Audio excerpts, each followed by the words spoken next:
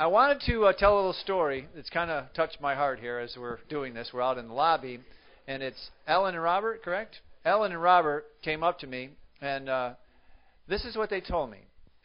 They bought Rehab List, and bought a county from us and everything, and got involved in the mentoring program, and I think the REI goal or whatever. They've been talking back and forth with the mentors. They've never done anything like this. They had gone to Robert Kiyosaki, which is the first wealth building thing they had ever done.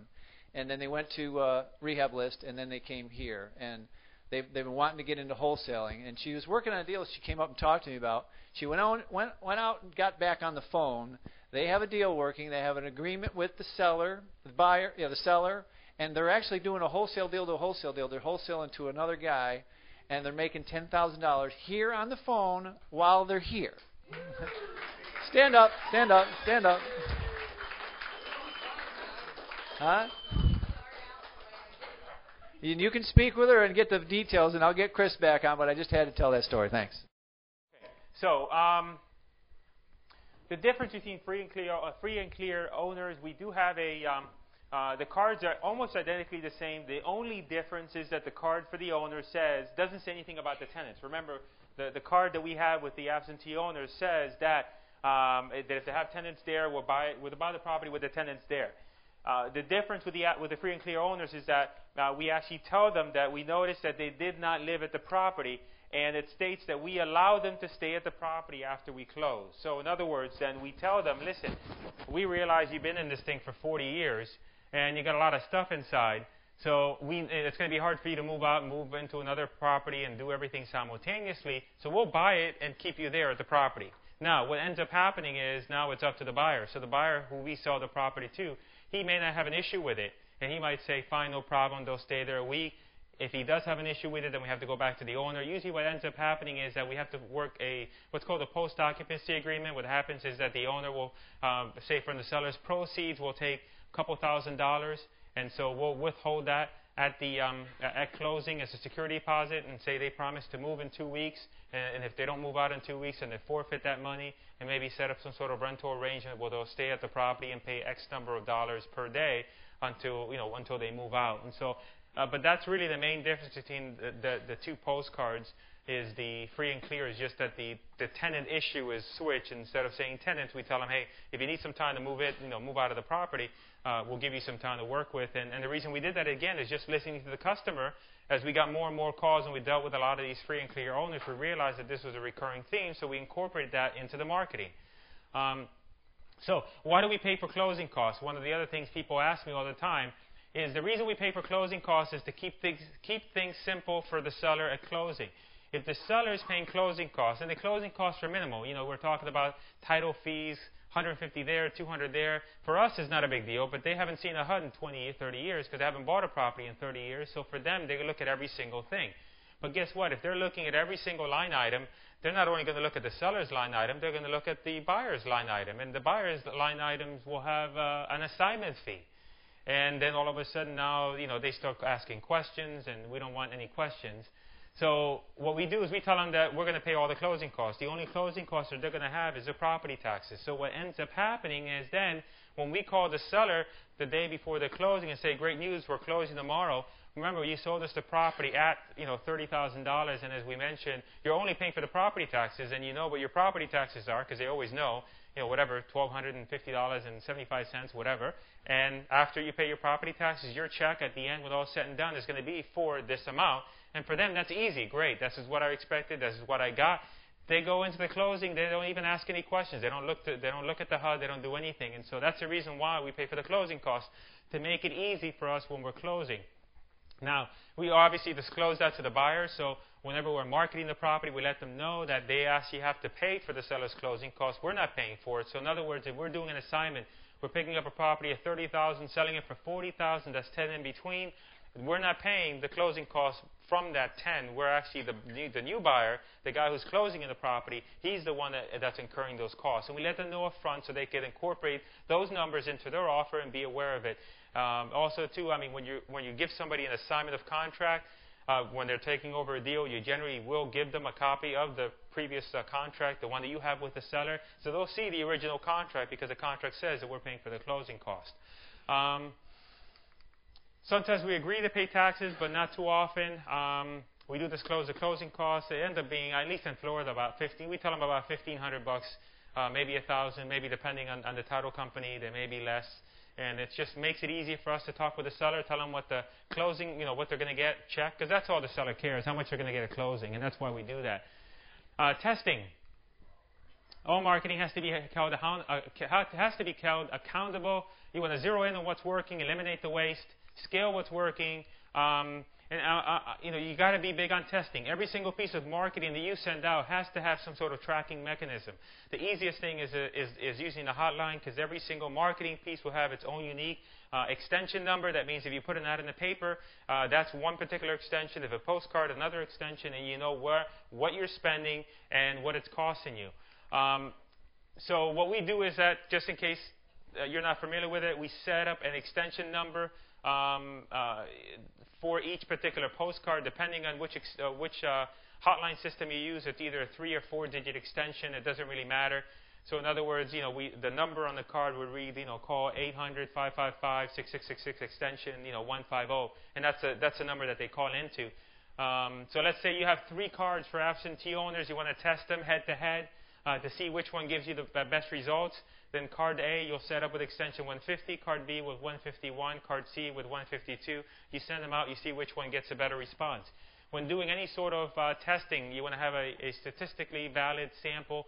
In general, you want to have at least, if you're sending out postcards, maybe you took one of my cards, you want to tweak it, maybe you think, maybe I'll try this out, maybe see if it works better. You generally want to send at least 1,000 to 1,500 of those. If you send 100, 200, it's not a statistically significant number to gather any sort of evidence about the results. And again, we want to track of what's working, what's not working. I don't want to scare you. Just an example. I keep meticulous track of all my numbers. This is a snapshot of one of my spreadsheets, and I keep track of it tells you how many. See where it says number of records. It tells you how many mailing pieces I sent out, what it costs per mailing, what it costs to do that entire mailing piece. I can tell you how many number of times that people called in and listened to the message. I can tell you the number of times, the number of people that actually left a message. I can tell you what percentage of those people, looking at those numbers, how many percentage actually listened to the message, how many of those people actually left a message. I can tell you what the cost per lead was. I can tell you what the cost per call was.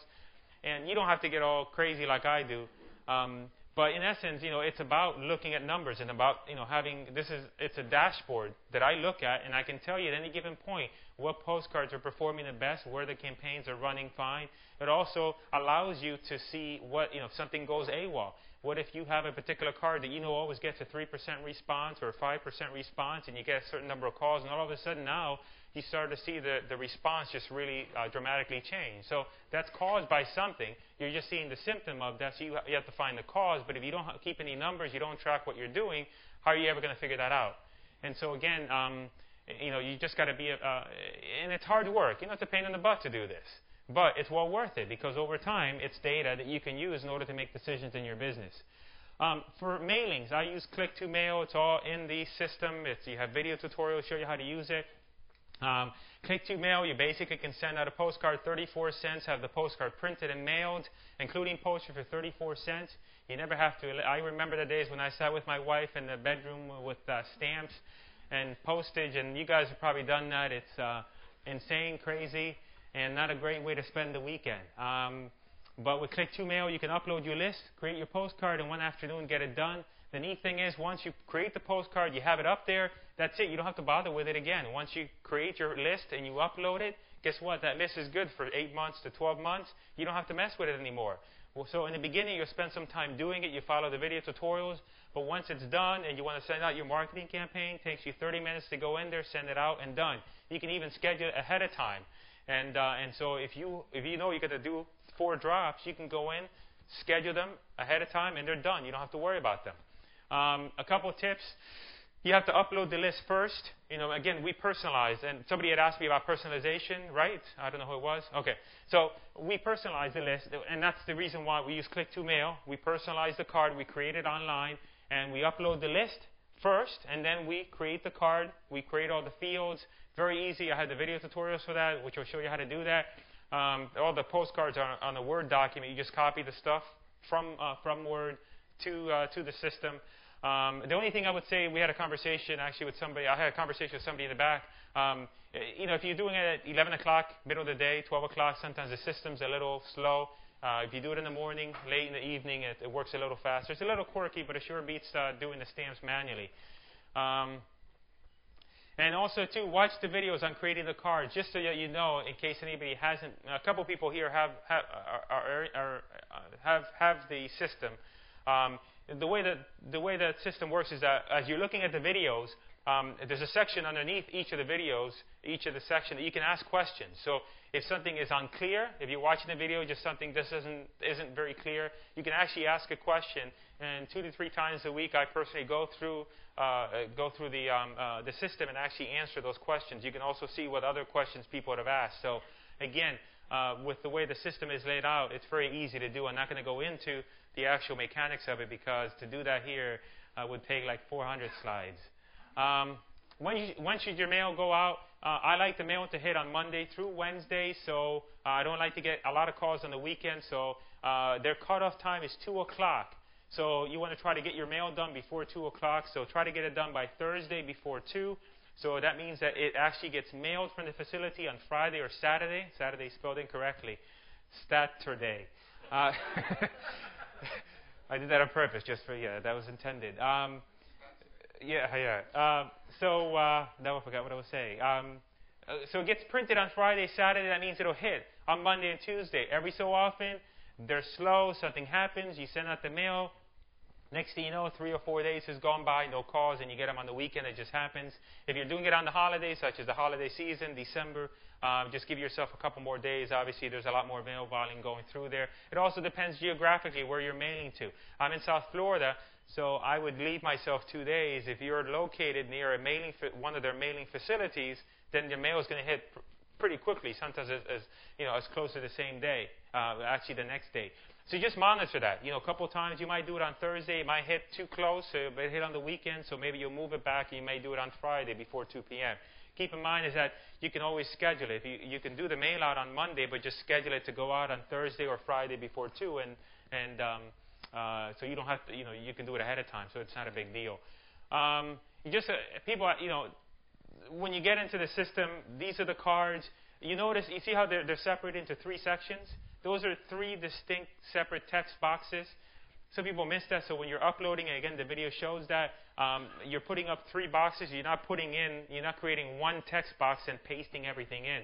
The reason we do it that way is because if you create one big text box and you hit enter to go to the next paragraph, the spacing becomes very big. And because we're putting so much text inside of there, then we want, so it's just 3 to 4 different text boxes. This one has 4 of them. And also, too, there's a lot of text in there. People say, well, most of the time, most postcards you're used to seeing just say, we buy houses cash, the phone number, very simple. But, marketing needs to be as long as it needs to be in order to tell a complete story. And the postcard does, it tries to tell a complete story to the person, grabs their attention because it looks different than most of the stuff they're getting and getting them to call. These are tested. Out of every 1 postcard you see from me, there's probably 4 or 5 that didn't work or didn't work too well. So again, and a lot of these have gone through a lot of different revisions. So what I would say in the beginning, don't tinker with it. Just send them as they are. And if you do want to tinker with it, then do so, but test it. In other words, if you wanted to change 2 or 3 lines from this or a paragraph, then test it. Send 1 card, my card with an extension number, and then if you make modifications, then you send your card with a different extension number. You measure it and you figure out which one works, which one doesn't. And like this one, for example, has 2 different text boxes.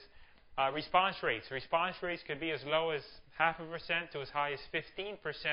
It depends on the area. South Florida, right now, the response rate is low, anywhere between usually about 1.5% to 3%. Some areas are high, anywhere between 8 to 12%. Now, that's why it's important for you to start off slow. If you're going to get the 12% response rate, then that's going to affect your decision with regards to how many cards you're going to send out. Because you're not going to, and I made that mistake several times where I sent out one market for whatever reason. Maybe just everybody wanted to sell their property there. We got almost close to 20% of the people responded. We sent out 1,000, 1,500 postcards. We actually got so many calls, we just had to scratch the entire campaign and start it from scratch. just simply because of the fact that it was just too many calls. So again, as you're starting out, start off slow so you can measure the response rate in your area, get an idea of what's going on, how many calls you're going to get, and then you scale from there. And again, as you get, if you feel that you're getting a lot of calls, then just test it.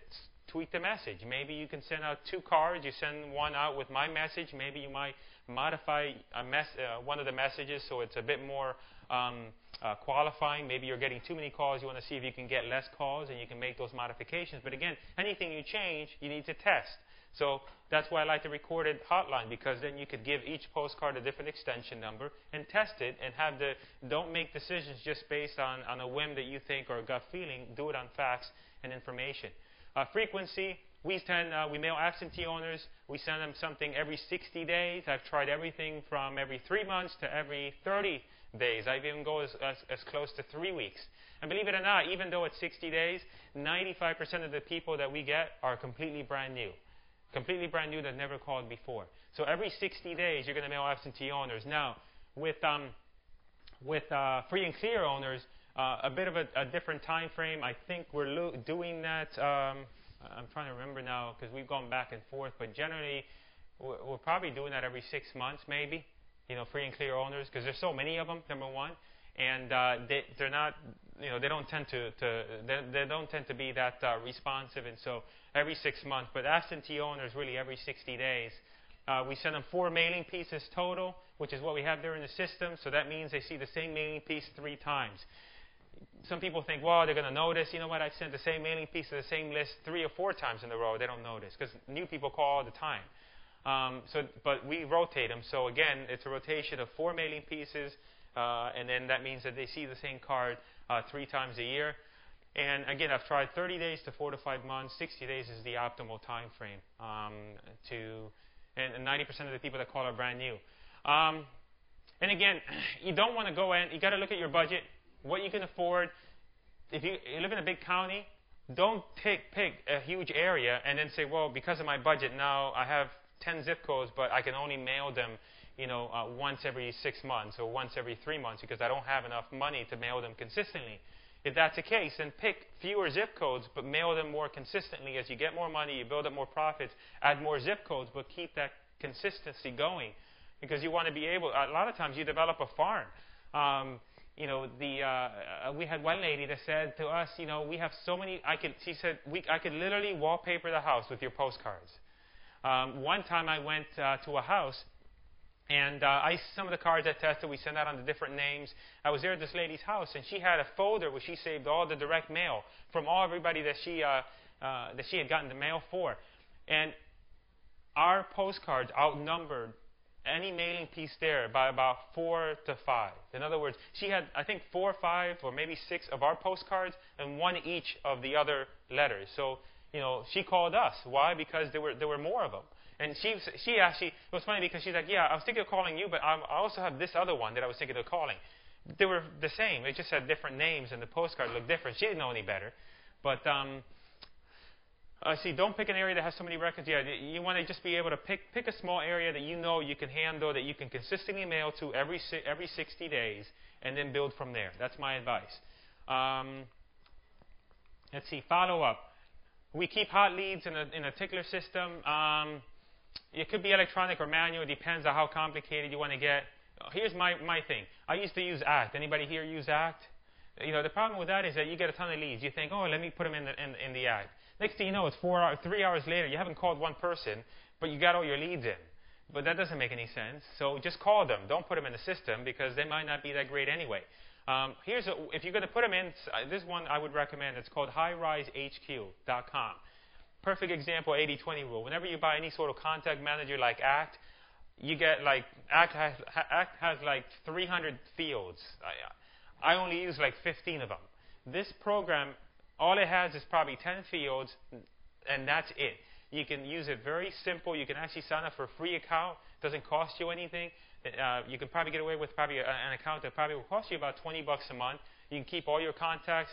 The other thing you could do is actually, if you have a person that you spoke with and you think there might be a deal, you have the PDF, with the comps and all the information. You can just take that and upload it to the contact record. That means when you call them up next time, you just click on the little document that opens up. You have all the information there. You make notes, and that's it. So, but I wouldn't put all the leads in there. I would just put the real quality top A leads that you have. When I was in real estate as an agent a long time ago, one of the trainers said you shouldn't be working with any more than 10 to 20 hot leads at any given time.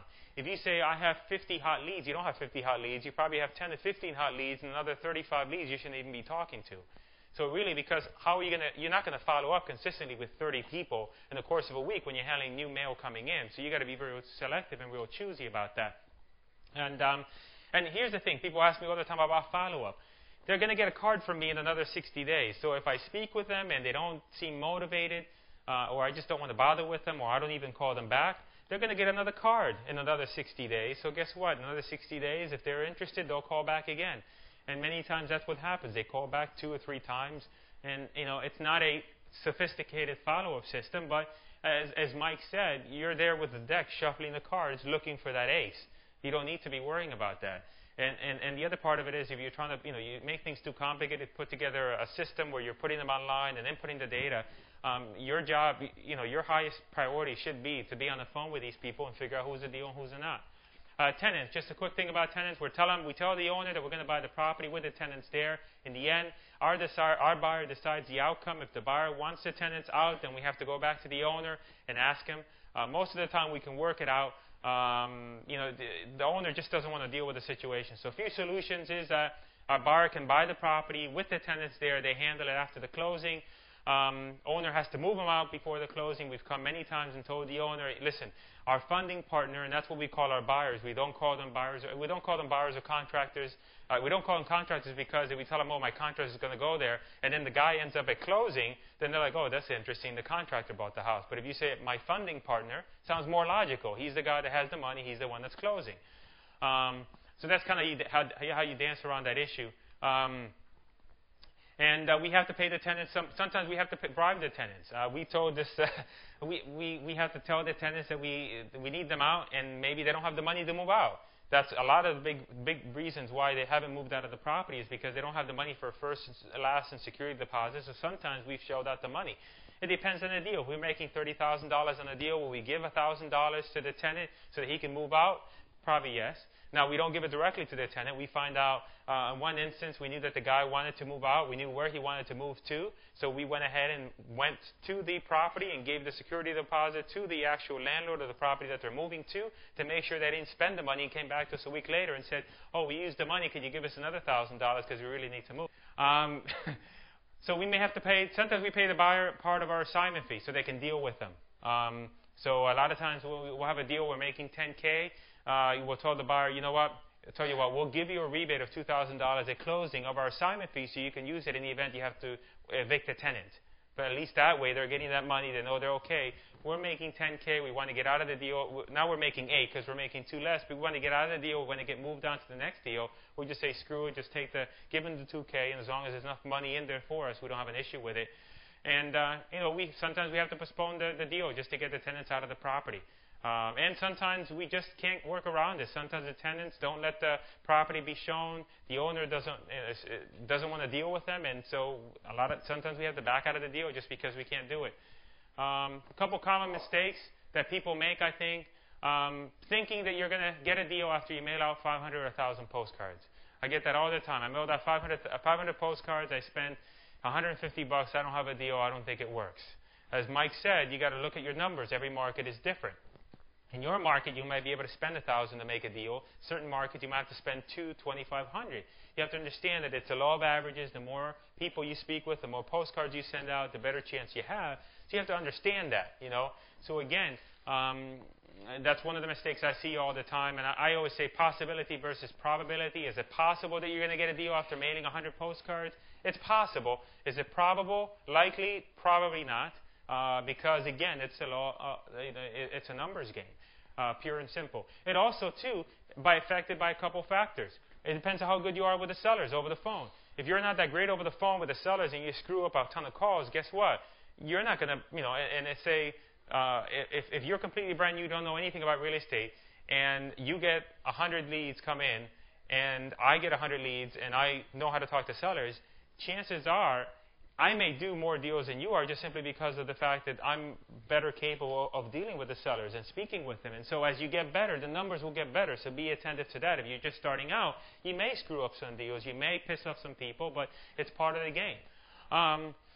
It also depends on how good you are at analyzing deals and determining value. But we have some video tutorials also that actually show you how, I think about an hour's worth of videos of me going through comparable sales and going through the process of determining comps. But again, it depends on how good you're determining and analyzing deals. You might come up with a deal and you let it go because you don't really know the market, you don't have a really good buyer's database. But then I find the same deal and I know exactly the guy who's going to buy it because he bought 2 more from me before. Then guess what? I can make something out of the deal versus you weren't able to. So a lot of different factors. It's not so cut and dry. And again, it's a numbers game. The numbers that Mike talked about are probably are about the same as I see. Approximately $2,000 to make 10. People. The odd thing about this thing is people, unless you're getting the deal for free, people don't like that. And if I told you, hey, I have a business you can get into, you can spend $2,000 to make $10,000, that's a business. You could multiply that, you can scale that, and so just understand that you're running a business. It's not as if and that's what the whole concept of the marketing and the advertising-driven wholesaling is knowing your numbers. And again, keeping track of all the stats and all the numbers helps that because now you can make decisions based on that. And also, too, people always want the magic button. Everybody wants a quick and easy fix, looking for autopilot solution. There are things you're going to have to put in some hours. You're not going to take my system and then magically within an hour already have 1,000 postcards going out and people calling you. It's going to take some work and effort to get your hotline set up, do your mailing list. You're going to make mistakes as you go along.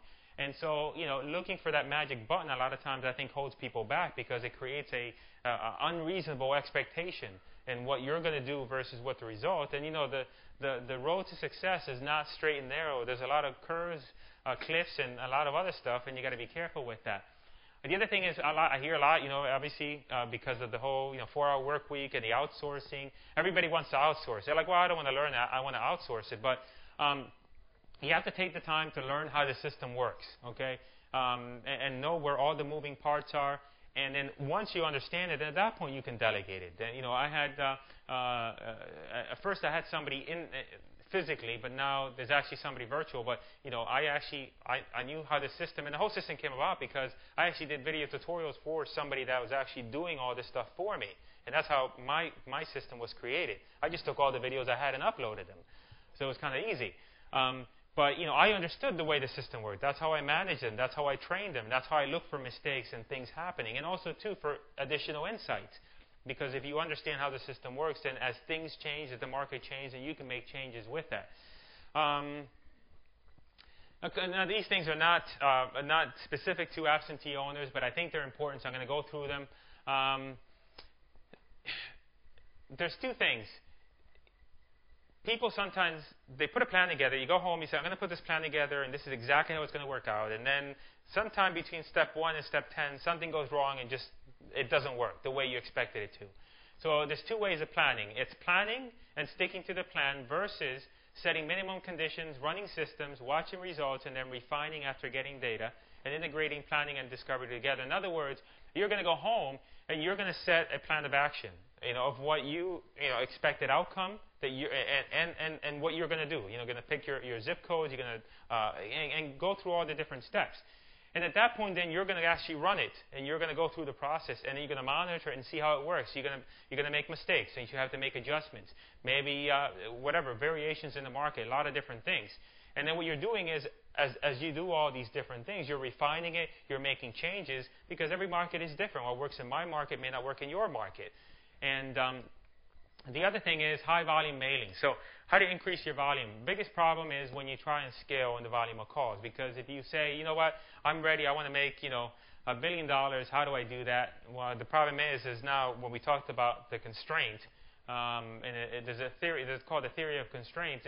Now you're the constraint, you're the bottleneck because you have all these calls coming into you, but it's only one person. So, what are you going to do if you have 100 to 200 calls over a few days? And now this is, let's say you got that and you have nothing, you just started. So that's easy. You just spend time making phone calls. But what if you had 5 or 6 deals in the pipeline, you had 10 or 15 deals you're trying to follow up, you had another 100 to 200 calls, and you had all these title companies to follow up with. Now what? That becomes more of a difficult thing to do. So here's what my suggestion. The biggest problem is the leads that don't leave enough information. Okay, because if they leave enough information, you can say A or C, either it's a D I'm going to call back, or a C lead, I'm not going to call them at all. But what about that middle that just doesn't have any information? So it's calling them and figuring out, hey, what's the story? What's the price? Is it going to be a deal or not? So and also the follow-up calls. Those, believe it or not, the follow-up calls, the 100, 200 calls, those are easy. The follow-up calls are tough because sometimes you have somebody that calls you back, and you got to be real meticulous. You have somebody calls you back that's a deal, and they disappear. You can't find them anymore. You got to go chase after them, and you got to be persistent about that. And normally, what I do is I call, like say you said 2 hours, maybe a day during the week that you would call people in the evening hours. You call different hours. You know what time you call, because if it's a deal, you're going to get chased after it. I don't mind. But when you start doing huge numbers, the volume is too great, things start falling through the crack, you can't follow up, you don't have time to do anything else, and also too, how many 1 to 200 call, how many sellers are you going to talk to before you get burned out? After a few months with 200, that many sellers, it starts to wear on you. So a couple solutions. Number one is, and I talked to, actually you and I were talking about this, Sam. You can hire a virtual assistant.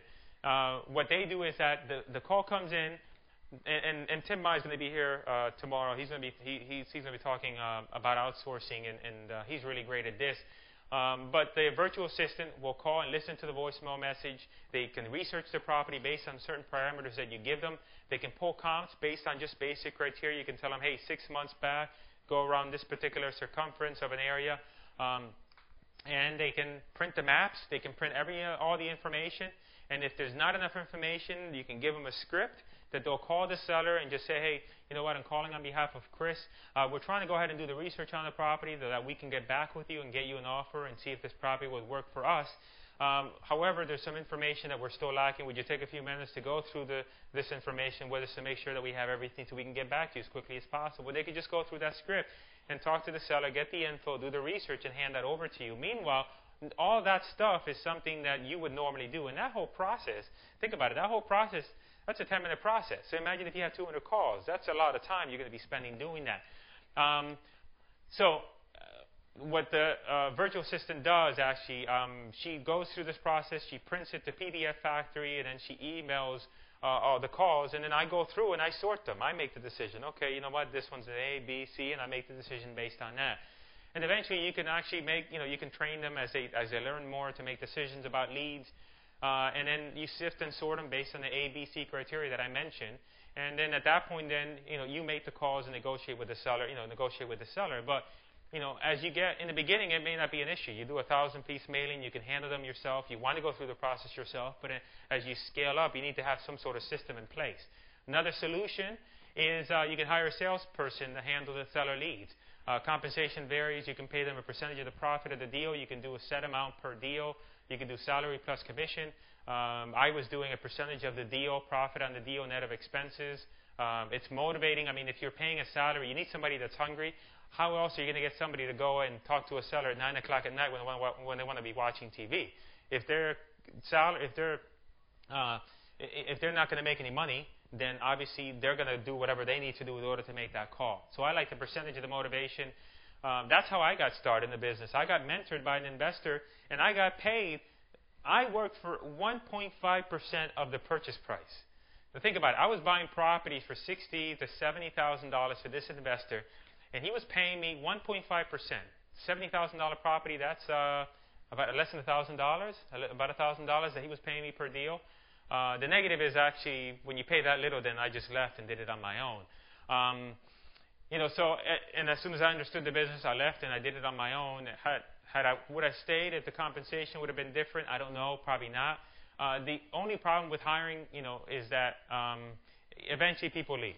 At one point I had 4 people, and then a combination of they left, and I got tired of dealing with their issues, and I just said, that's when the whole virtual thing came up and using a virtual assistant. But when you're training somebody, you have to understand that it takes a certain amount that person tends to be an entrepreneur. They want to do real estate as a business, and so think of the fact that they're probably going to last a year, and after that you're going to have to find somebody else to do it for you. And my recommendation is if you're going to do that, 35% of the deal after expenses for somebody new, green, and depending, if you got somebody 35% of the deal, and they're doing great, and you don't have to do anything at all, and you're kind of keeping tabs of the marketing and doing everything, and eventually they come up to you and say, I'm leaving, or you pay me half of the deal. I did that a couple times where I said, fine. Because I wasn't doing anything. I probably spent an hour tops during the course of the week dealing with whatever deals that person had. They dealt with everything. So for half of the deal, I don't mind doing that. So again, it's just different models, and I've been through quite a few of them. A lot of experience. The other thing is that if you have it this way, where they're both, I've tried.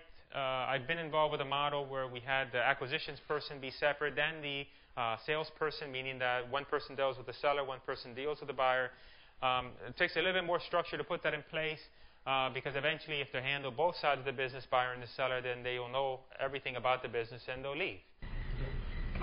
When you structured the 35%, did you advertise for that? Partner up with me. I got the people that and we had this conversation before. The people that I had really good luck with were people that I knew personally. I knew them. I knew how they were like. I knew they were going to be consistent. And I've gotten screwed in a whole bunch of ways. People that you think are going to work out, and they're like rah rah rah, and then 2 weeks later you can't find them. And we talked about this as far as whether or not they would pay a fee in order to get started with you because you're going to be teaching them. You don't want to waste your time. If you're going to be doing that, any sort of partnership deal, put it under your own corporation name, not theirs. I've had deals. I lost recently about $8,000 on a guy that I thought I would trust, and I wasn't paying attention to the details. He put it under his own corporation name, and when the deal came, he said, "Oh, I don't have the money to pay you." So I lost like $8,000 because we're splitting the deal. I'm not doing any more business with him, but you got to be careful. So the way I did it is that all the deals flowed through my company. They were tied up under my company's name. I control the money, control the checks. But in the end, they leave. It's funny because they're happy that they're learning, but then 6 months later, 8 months later, they're questioning everything you do and wondering why they can't get a hold of you and while you're at the mall while they're working. So eventually, that becomes a problem. And again. Now, return mail. I don't bother to remove the return mail. At one point, we were doing so much mail that we were getting the return mail was actually delivered in corrugated containers. But I thought about the cost and the effort to go through the list and take out those names and resort the list and re-upload the list. We just kept on sending. So again, we knew our numbers. We knew how much we were making. We knew that it wouldn't make a difference, and we just kept on doing that. Not saying that's the right thing to do, but it was just too much trouble for us to go through that process. You can do what's called a CAS certification if you want. You go on Google, you type in CASS certification. Any list you get, you can upload the list to a service. For about under $50 or $100, a couple different services are available that will clean the list, remove all the undeliverables, the change of addresses, and so on. And at least you can get your return mail down, but you're never going to eliminate it entirely. And again, just too much time to remove and re-upload. And we're paying 34 cents a card. I was like, we're better off just keep on sending the mail because we're making money and it's not a big deal. And but we knew our numbers, so we could make a decision on that. Funny thing, people ask me all the time, what happens if somebody calls you and they ask you, I need you to remove me from your mailing list? Politically correct answer is to remove them so they don't get any more mail. Real life answer, I'm too lazy, just keep on mailing.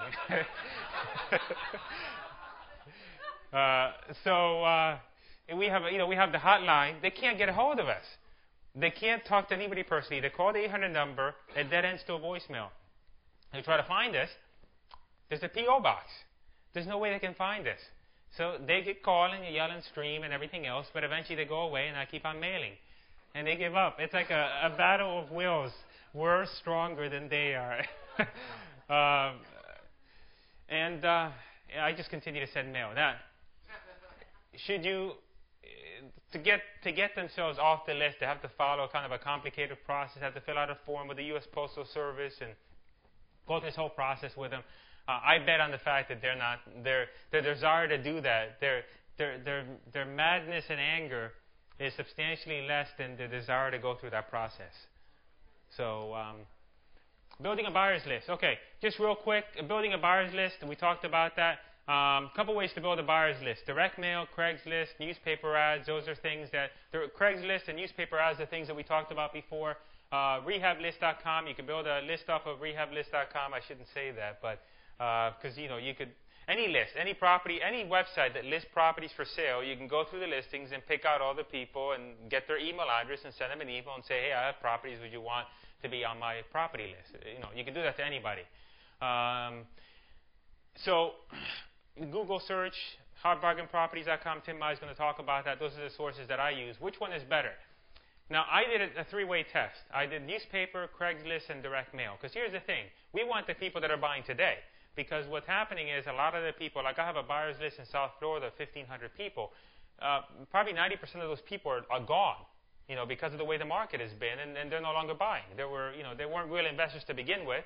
And now, after the whole the housing debacle, they're gone. So how do you find the people that are buying today? So I tested each of these head-to-head and came out and generated over 47. Now here's the thing.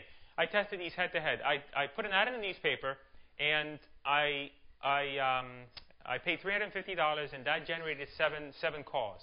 I put an ad on Craigslist, and that generated about six or seven buyers. The difference is, in newspaper I paid $350. Craigslist I didn't pay any money.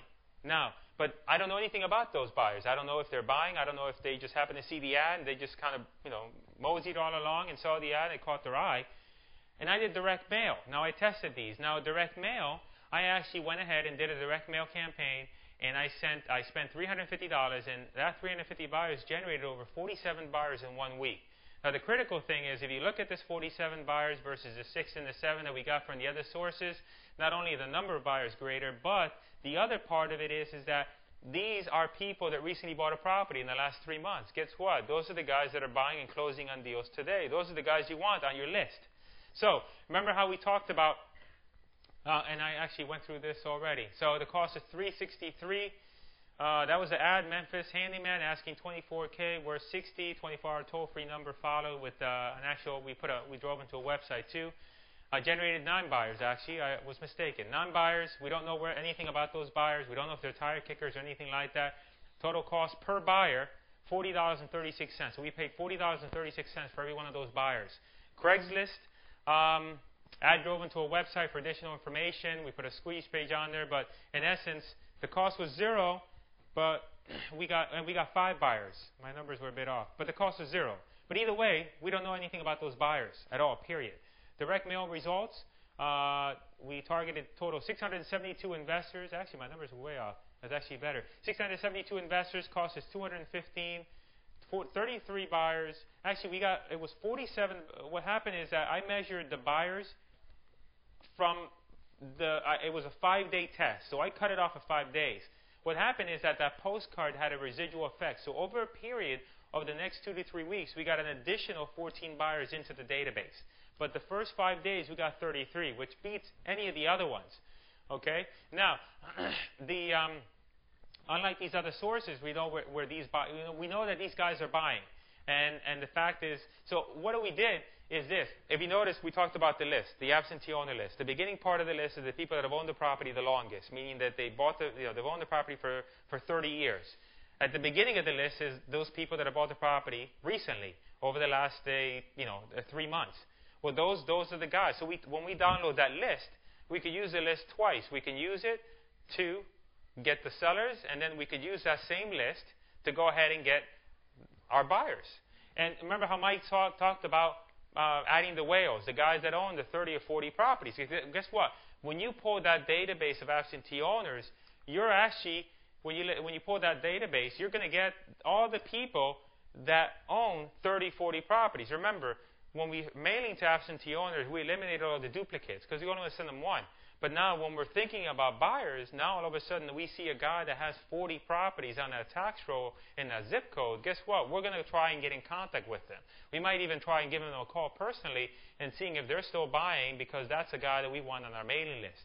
So again, I think personally right now with the way the market is, you want to find out the people that are actually closing on deals. Because there's still a lot of pretend investors out there that will just run you around ragged, they won't close on your deal, waste your time, and now you lose your money.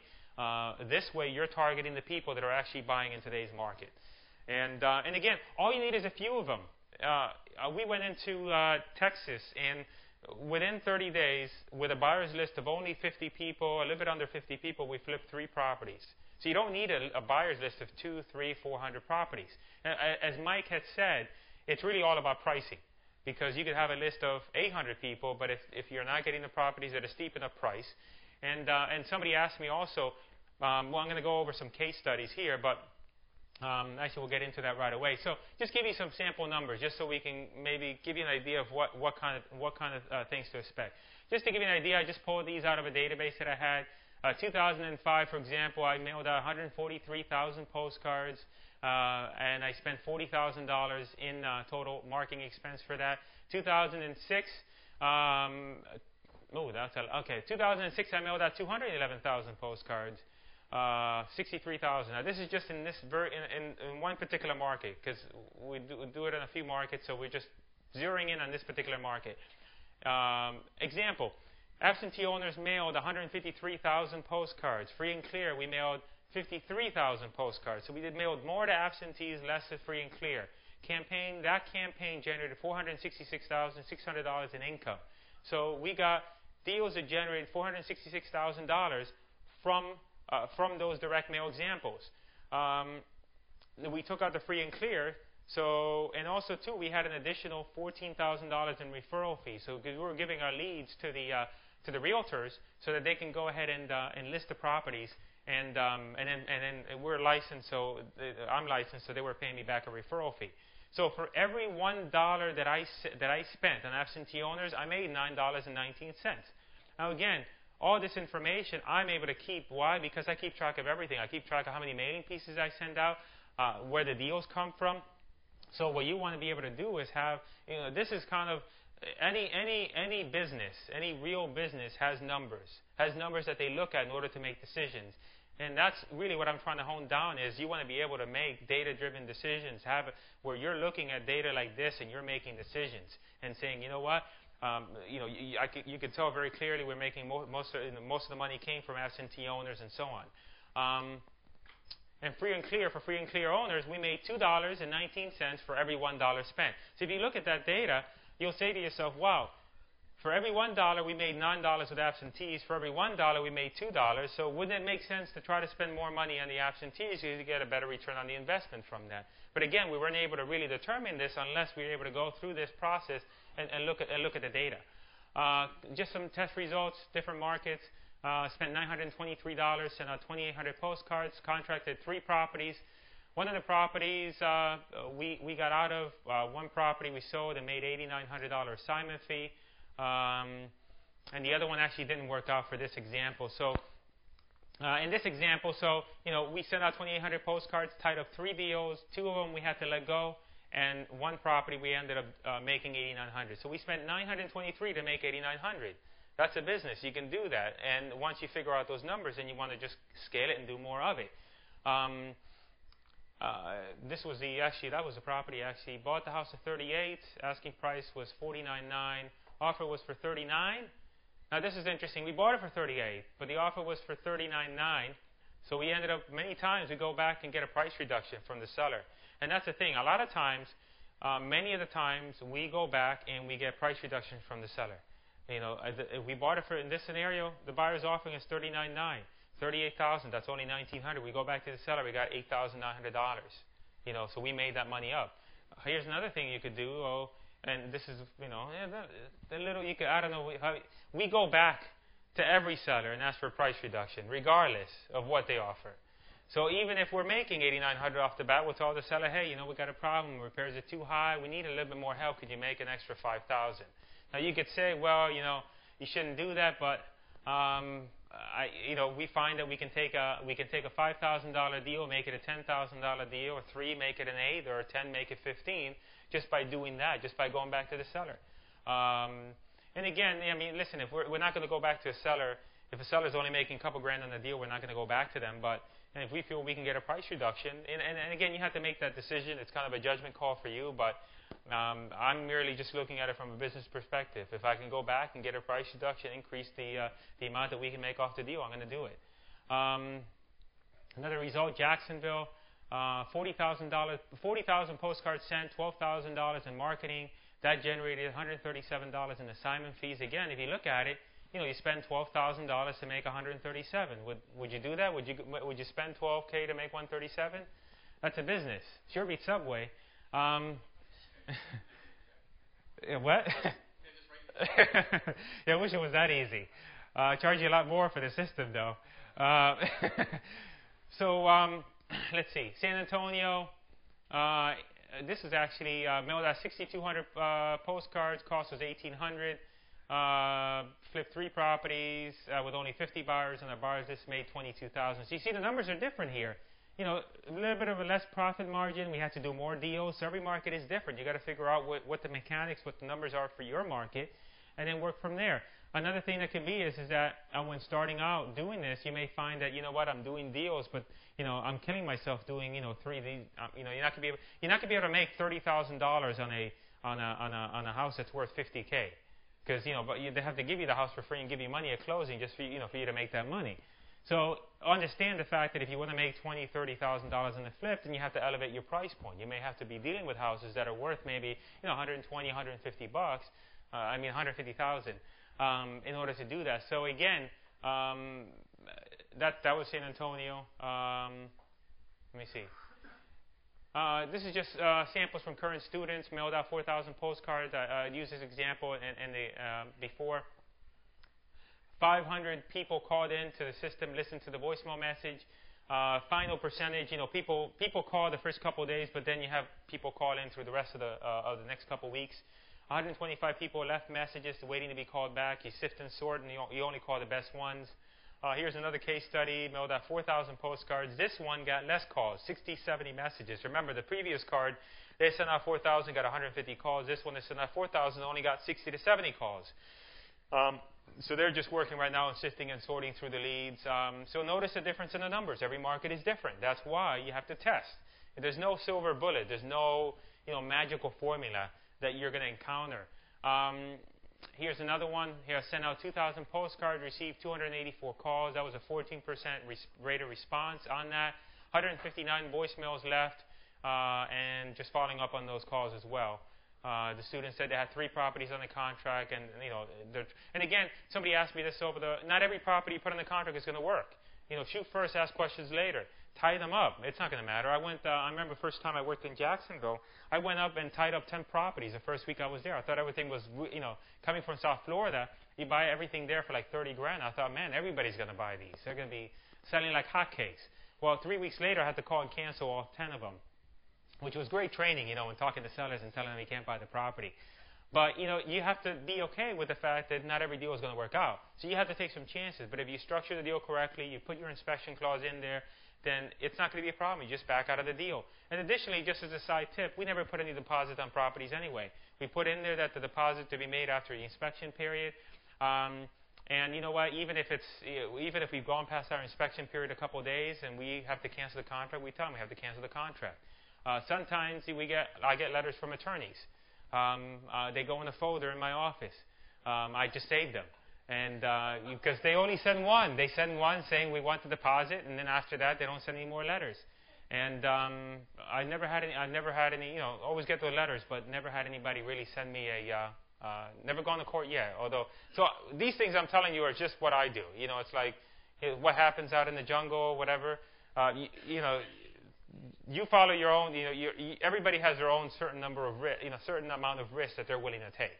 I'm a little more risk adverse. I'm willing to play a little bit more loosely with some things, and so you may not want to do that. But a letter from an attorney and telling them that they're going to sue me doesn't really it doesn't mean anything, because I get you get so many of those. You save them up for mementos.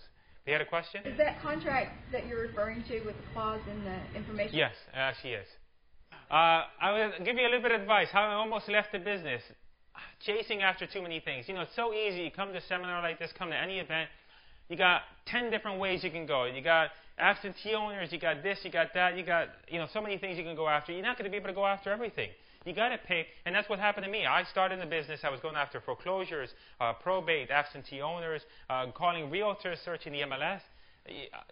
Almost left the business. Why? Because I was chasing too many rabbits. So the reason for my success is I decided to focus on one thing. I focused on direct mail. That was what I liked.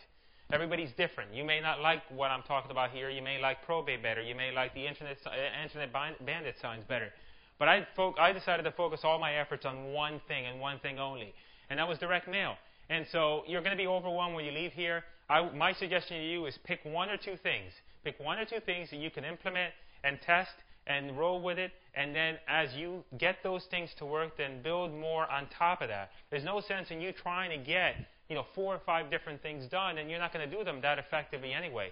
And common problems that I see: spreading yourself too thin, starting too many projects, and controlling and micromanaging. Spreading yourself too thin. I'm guilty of this. Everybody's guilty of this. You're saying yes to too many opportunities. Buying too many courses. I'm guilty of this. I can tell you how many of you guys have courses in your house that's still shrink wrapped. I have like 3 of them. I counted when I was doing these slides back home, and they were expensive courses, like $1,500, $2,000 each course. And we're all guilty of that. So, the other thing I would recommend is don't create a massive to-do list that is going to force you to work 12 or 16 hours a day. Focus on the big rocks. In the beginning, you may have to work hard. You may have to put in more hours than you really want to, but it should only be temporary. I really just focus on the big rocks. Every day, you should have 2 or 3 things that are just really the most important things that are going to drive your business, that are going to help you move forward, and those really should be the things you focus on. Starting too many projects. Here's an interesting thing. I think I have it here. See what I have here? AA, BB, CC, and so on. So let's say that we have 3 projects, right? And we decided that we're going to work on them simultaneously. What ends up happening is this. You work on one project 1 week, then you work on B, then you work on C. And if you have a total, how many weeks there? 9 total weeks. You only see the benefit of you complete all the projects, but it takes you only see the benefit of any one of those projects completed until you reach the 9th week, all the way to the very end. Versus if you focus, you see where it says triple A, triple B, triple C. If you just focus on that one project and you get it up and running, and then you move on to the next one, you still finish everything within 9 weeks. But guess what? Now you reap the benefits of actually 6 weeks of having that initial project completed and done. And now so in other words, if you're going to do anything from here, pick something, get it implemented, get it going, and now once that's going, now then work on the next thing, and then on the next thing. And that's my advice to you with regards to that. Avoid the OCD loop. I'm guilty of this. Like, how many times have you gone into your computer and you get up, you go to your computer, and you're not really meaning to be on your computer, but you sit down and it just starts this automatic process. You check your email, you check this, you check that, you browse the web, you do this, and then like 15, 20 minutes have passed by, and then you do the whole thing all over again, like 3 times, So that's called the OCD loop. Free moment, check voicemail, check email, check stats, browse the web, and do it all over again. It's like a crack addict. So you're wasting your free time. I think, and one of the things that I do is whenever I sit down at my computer, I don't sit at my computer unless I don't touch anything. I look at a notebook, I write down what am I here for, what am I going to do, what's my goal for the next 2 to 3 hours, and just really focus on that because it's so easy to be distracted. Oh, I'm running way ahead of schedule. You just focus on the big rocks every day and just really be focused on what the most important task is. It's so easy with everything going on just to go through the whole day without doing anything. You go through the whole day, you've been busy the whole day, and you don't really get anything accomplished. And, my thing is, work on the big projects early on in the morning. Shut your phone off, shut your email, shut everything off. If you're going to say you're going to work on the absentee thing, then, take in the morning, 3 hours, 9 to 12, shut everything off and just work on that. I guarantee you spend a week doing that, the thing will be done in a week. You'll be up and running. Now you'll be on to that next thing. And always look at opportunity cost. Every commitment has an effect of time, money, effort, and resources. So be attentive to, a lot of times, people will call you, hey, I have a deal for a commercial property. And you're trying to do single-family house flips, and all of a sudden now you go on this tangent because now somebody says, oh, I have a commercial deal, we can make a ton of money. And you go chasing after that deal, and somebody else has something else for you. And so my thing is that you got to look at everything you do and say, if you choose to do one thing, you're actually giving up the choice to do something else. And it goes for everything. I'm guilty of this when people call me up and say, could you do me a favor? Could you do this for me? And you don't want to say no. You say, yes, no problem. I'll do it for you. Next thing you know, you got like 20 of those, and now you can't get the things that really count done. And also be okay with leaving things undone. There's the old books used to say, got to return every single call every single day. You got to do, and because of the fact that somebody called you, so it's your responsibility to call them back. Completely unwarranted. You got to be okay with leaving things undone. There's people every day that you're not going to get back to because it's just not important. You got to look at what are the big rocks in your business and what you need to accomplish that day, and just really be okay with leaving things undone. And the thing is that once you start doing this, it's great because now then your goal is to how many things I can leave undone for the day, because then all you do is work on the big projects and nothing else. This is a good quote. I forgot who I took. Opportunities multiply as they are seized. As you get busier, your biggest obstacle to success is knowing that you have to say no to most things. And that's really the reality. You have to learn to say no, and you're going to have to say no more often than you say yes. Next to knowing when to seize an opportunity, the most important thing in life is to know when to forgo an opportunity. Benjamin Disraeli. I think it's a great quote, and it really it speaks exactly what I'm talking about. And it's really like, you got to, again, everything has an opportunity cost, and you got to be attentive to the fact that you got to work on the things that move you in the right direction, the big goals. And then so this is another great quote by William James. The essence of genius is to know what to overlook. So, and again, this I think plays into the 80-20 rule that we had talked about really early on, about the fact that you got to look at what's really important in anything you do. Couple of the last things, productivity pyramid. You have three things. You have more than that. There's actually, if you look at these and what you do, you have things that are from the bottom up, from the top up, you have things that have high lifetime value, things that are high dollar per value, low dollar per value, zero or negative per hour value. So you have to figure out where you're spending your time. Things such as web surfing, instant messaging, checking email 10 times a day. And I'm guilty of that. I got this BlackBerry. It's over there. I'm actually almost 90% weaned out. Because I'm like an addict. I sit by the email and just like, oh, send a receipt, send a receipt, send a receipt. So, those things, multitasking. I don't recommend anybody to multitask. You're trying to do 2 or 3 things at any one given time. If you can do 2 things, if you could do something, you shouldn't be able to, I forgot what I was going to say now, but you shouldn't be multitasking. I'm going to go into that in a second. Low dollar per volume, low dollar per hour, like grocery shopping, errands, admin, laundry, taking inbound calls. Those are all things you should be trying to get somebody else to do. You shouldn't be doing any of those things because you need to be working on the big rocks in your business. Huh? My wife won't even do them. If I asked my wife, then she would hurt me to do those things. If you're not working on things that are worth at least $100 per hour, you're robbing others as well as yourself. And the reason you're robbing others is because your success, as you get more successful, you're going to be able to have an opportunity to help others, and others are going to be dependent on your income. So the better you do, the more opportunity you're going to create for others. And again, instead of doing these menial tasks that you guys are doing, you should just completely unplug and relax. So that way, as relaxing allows you to rejuvenate, think about your business, and be able to. And for me, that's when you get the best breakthroughs, when you're actually able to think about your business and what you're doing, and really conceptualize and build on new ideas. And high dollar per hour would be developing and implementing marketing systems, putting something such as this in place, putting the internet ban design, program, taking time to put that into place, is a high dollar per hour activity. Making changes to existing campaigns, in other words, when I talk about testing and tweaking and everything else, speaking with motivated buyers and sellers, that's where you should be spending your time, and developing other team members. And then high lifetime value would be things such as this. You're attending events, you're learning. And I take religiously. My schedule is I try to, every day around 5 or 6 o'clock after dinner, I'll spend that time reading, listening to a seminar. So I specifically, every week, I have a goal. I'm going to get through this particular course, this particular material. You have to do that. Otherwise, you're never going to get it. If you don't put it on your schedule, you don't make a point of it, it's never going to get done. Exercising, I'm a big believer in exercising. Time off to reflect.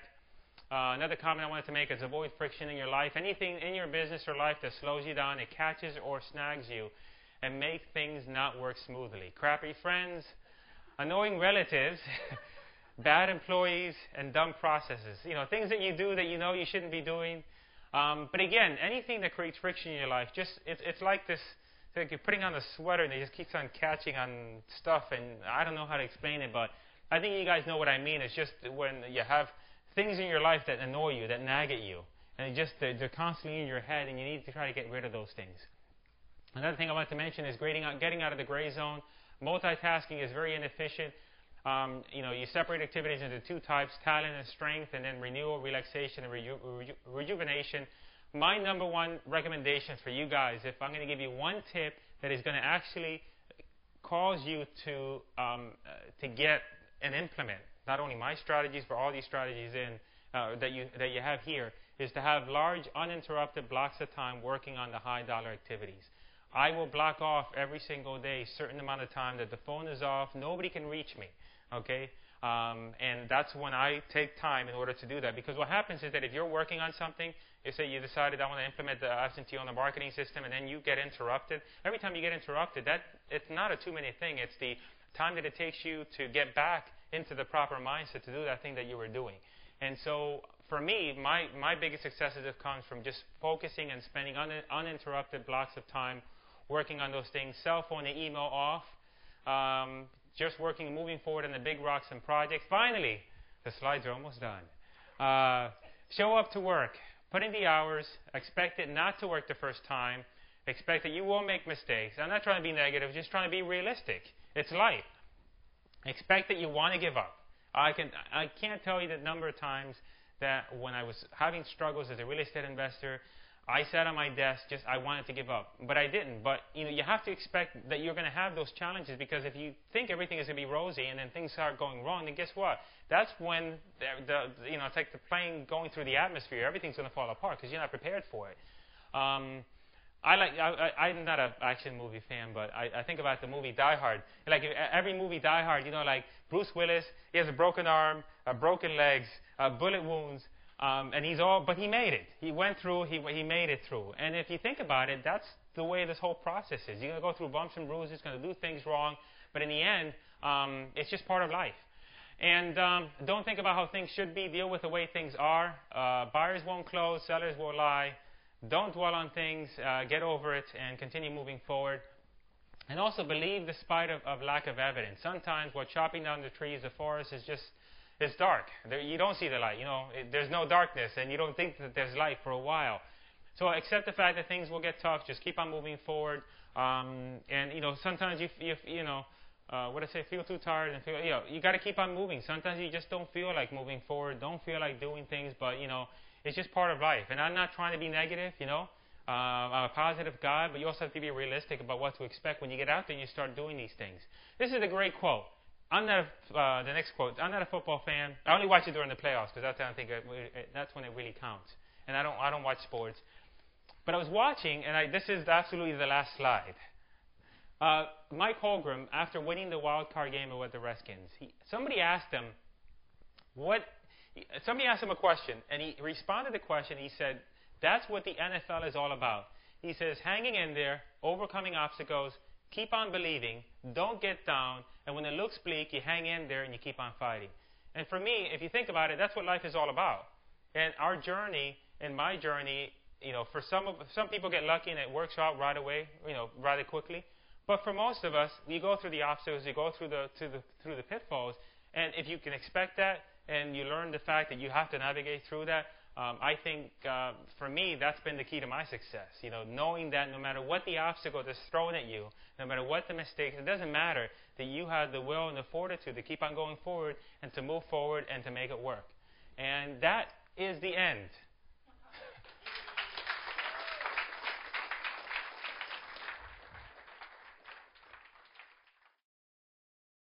I think you covered it a little bit, but when you've signed a contract and the new buyer has some issues that need to be worked out with the seller, do you mediate all those? Yeah, you're the guy in between. You're the guy in between, because the seller doesn't know that you're signing it, and he never really knows. He is just your business partner, according to the seller. And so a lot of times, like say, if the investor is going to see the property and the seller is there, I told the seller, this is my business partner. There's a bit of trust there. I mean, you trust that if you're dealing with, especially if you're dealing with guys that have been in the business for a while, they're not going to screw you. I think once in all the deals I've done, I've had somebody try to go behind my back. But most of the time, they understand that if they do screw you, they're not going to get any more deals from you. So for them to screw you and make $10,000, but to leave another couple hundred on the table because of deals you didn't give them, then it would be dumb for them. The other thing I was going to mention, actually, just if I had time, is when scheduling the closing, just a quick tip. What normally I do is that the seller, I have the buyer come in first. So what we normally do is we have the buyer, say the buyer, it's closing tomorrow. We tell the buyer, bring the funds, and you're going to go ahead and go into the title company tomorrow at 10 a.m., and you're going to sign all the documents and bring the cash. So suppose we're buying a deal for 30, and we're selling it to 40, he brings the check for 40,000. We have the seller come in the afternoon, say 2 o'clock, by themselves, and with nobody there. The reason why is we don't want them sitting across the table from each other. Idle time, that's the biggest killer of deals. They sit there across from each other, start chit-chatting. Next thing you know, there's pens and staples flying through the air. And so that's how we do it. And if the seller asks, my business partner actually came in before. We had a couple of other different appointments. We weren't able to make it. So we actually, not to inconvenience you, we went ahead and had all the paperwork signed. The check is there waiting for you. All you have to do is just sign.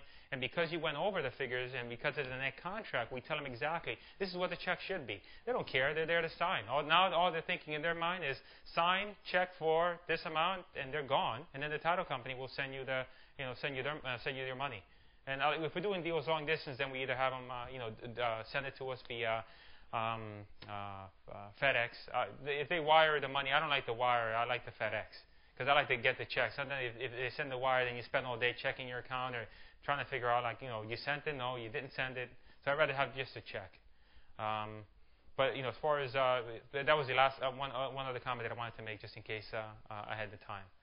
Does that answer the question? Yes. Okay.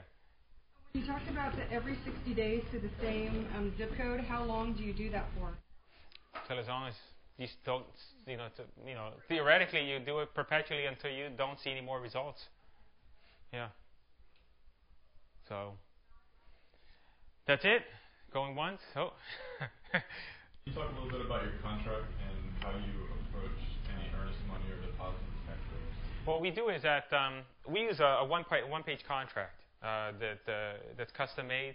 The reason for that is that we were using the FARBAR contract, but then obviously that's skewed toward the seller. And then what happened is we went to Texas, and in Texas it was like an 8-page contract. It was a monstrosity. So we actually have a one-page contract. It's actually it is slightly skewed toward the buyer, but not like horribly skewed. Because then the problem we have is that if the contract is too skewed toward us, and the attorney gets a hold of it, then the alarm's going to go off because they're like, oh, this, they're trying to really put one over you. With regards to the contract itself, what we do is we put in there that the deposit, we put in I forgot what the line says, but X amount of dollars to be deposited after completion of inspection period. So it's only after the inspection period is completed that the deposit is to be placed in escrow. If there's an issue, in the past, what we used to do is we used to put in deposit, but we never would send the money. Because nobody would ever ask us for, the sellers never had they would never call the title company and say, I need an escrow letter. So we would never get a call. But the problem is if we haven't asked somebody who knows what they're doing, they'll ask for a deposit or ask for an escrow letter, and we don't want to do that. The only money we give is once we sell the property, then our next buyer is the one that's going to give the deposit on the deal, not us. So right now what we do is we put it, deposit due at the end of the inspection period. And that way, And when maybe the seller says, we're not putting any money now, says, we have to do the inspection on the property. If something's wrong with the property, then guess what? If I can't close on the property, then that means that I got to call the title company. They're going to hold up my money for probably 3 weeks because I got to wait for the check to clear, then I got to wait for them to give it back to me. And if I'm buying 4 to 5 houses a month, now I got $4,000 to $5,000 or more out there in deposits I can't use because I'm trying to do business. And so that's kind of the story that we tell them.